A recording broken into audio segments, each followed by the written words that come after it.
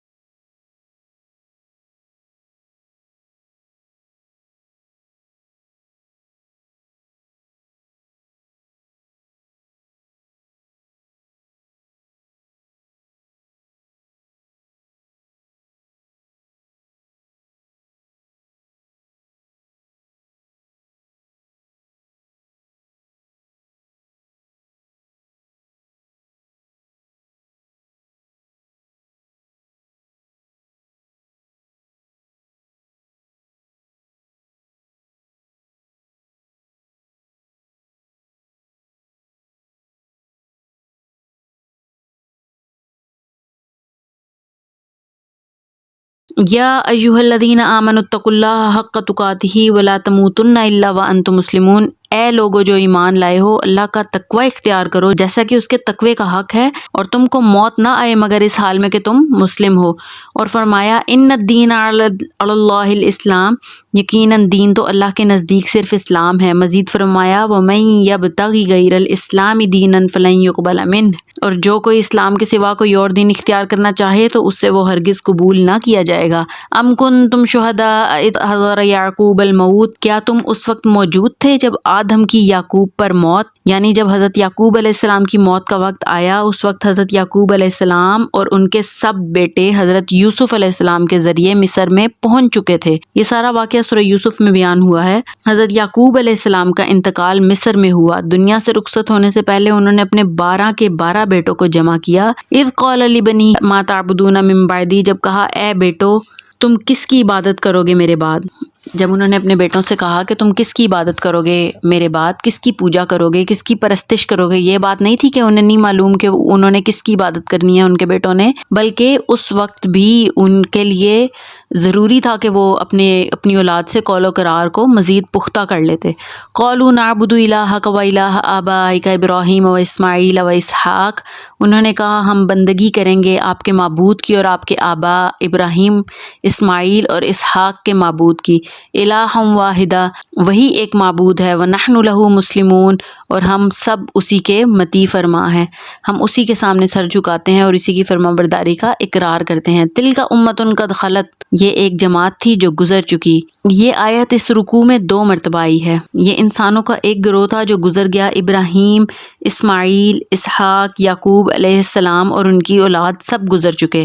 لہا ما کسبت ولکم ما کسبتم، ان کے لیے تھا جو انہوں نے کمایا اور تمہارے لیے ہوگا جو تم کماؤ گے۔ ہر شخص کے لیے اپنا ایمان، اپنا عمل اور اپنی ہی کمائی کام آئے گی، وہی اس کے ساتھ آگے جائے گی۔ یہ نہیں کہ کسی کا باپ بہت اچھا تھا، بہت نیک تھا تو اس کی اولاد کے آگے اس کی اولاد کو اس کا صلہ ملے گا، نہیں، اس کا صلہ اسی بندے کو ملے گا جو وہ اچھا تھا۔ وَلَا تُسْأَلُونَ عَمَّا كَانُوا يَعْمَلُونَ، تم سے یہ نہیں پوچھا جائے گا کہ وہ کیا کرتے تھے، تم سے تو یہی پوچھا جائے گا کہ تم کیا کر کے لائے ہو۔ تمہارا باپ سلطان ہوگا لیکن تم اپنی بات کرو کہ تم کیا ہو۔ اس پس منظر میں اب یہود کی خباثت کو نمایاں کیا جا رہا ہے کہ ابراہیم اور یعقوب علیہ السلام کی وصیت تو یہ تھی، مگر اس وقت کے یہود و نصارہ کا کیا رویہ ہے۔ انہوں نے اللہ کے رسول صلی اللہ علیہ وسلم کے خلاف متحدہ محاذ بنا رکھا ہے۔ وَقَالُوا كُونُوا هُودًا أَوْ نَصَارَىٰ تَهْتَدُوا، اور وہ کہتے ہیں یا تو یہودی ہو جاؤ یا نصرانی تو ہدایت پر ہو جاؤ گے۔ قُلْ بَلْ مِلَّةَ إِبْرَاهِيمَ حَنِيفًا، کہہ دیجئے نہیں بلکہ ابراہیم کے طریقے کی بالکل یکسو ہو کر، یعنی پیروی نہیں کرو گے جب تک حضرت ابراہیم کے طریقے کی بالکل یکسو ہو کر، تب تک تم نہیں ہو جاؤ گے ہدایت پہ۔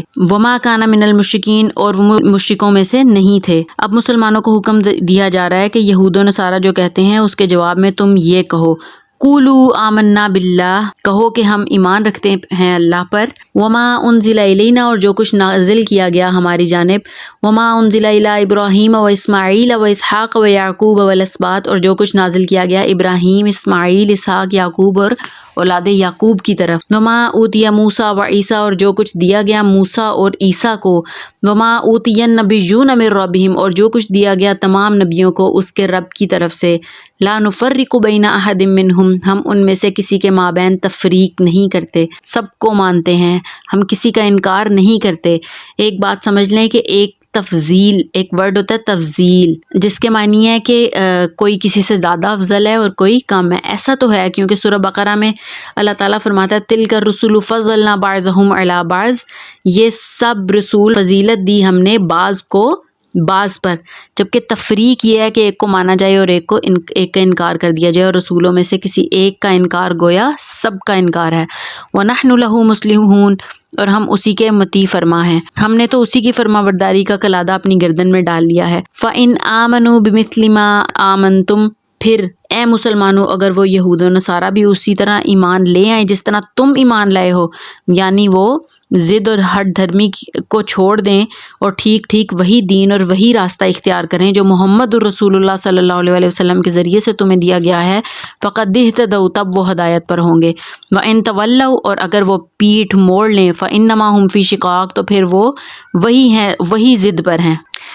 اگر وہ ایمان نہیں لاتے تو پھر وہی ہٹ دھرمی انہوں نے شروع کر لی ہے اور دشمنی اور مخالفت پر اڑے ہوئے ہیں۔ فَسَيَكْفِيكَهُمُ اللَّهُ، تو اے نبی صلی اللہ علیہ وسلم آپ کے لیے ان کے مقابلے میں اللہ کافی ہے۔ فَسَيَكْفِيكَهُمُ اللَّهُ، تو آپ کے لیے ان کے مقابلے میں اللہ کافی ہے۔ اللہ تعالیٰ اپنے رسول سے فرما رہا ہے کہ آپ کے لیے ان کے مقابلے میں اللہ ہی کافی ہے، آپ فکر نہ کریں، آپ ان سے کسی معاملے میں کمپرومائز نہ کریں، کچھ لوگ کا معاملہ آپ بالکل بھی نہ سوچیں، آپ ان کی مخالفوں سے مروب نہ ہوں اور ان کی دھمکیوں کا کوئی اثر نہ لیں۔ اللہ تعالیٰ آپ کی حمایت کے لیے ان سب کے مقابلے میں کافی ہے۔ وَهُوَ السَّمِيعُ الْعَلِيمُ، اور وہ سب کچھ سننے والا، جاننے والا ہے۔ ایسا نہیں ہے کہ اسے کچھ معلوم نہیں ہے کہ آپ کن حالات میں ہیں، کیسی مشکلات میں ہیں، کس طرح کی نازک صورتحال میں ہے۔ وہ دن بدن جو شکل بدل رہی ہے، حالات آپ کے مشکل ہوتے جا رہے ہیں، اللہ تعالیٰ ہر طرح کے حالات میں آپ کا محافظ اور مددگار ہے۔ آپ کو کوئی ضرورت نہیں ہے ان کے آگے جھکنے کی اور ان کے ساتھ کسی بھی معاملے میں کمپرومائز کرنے کی۔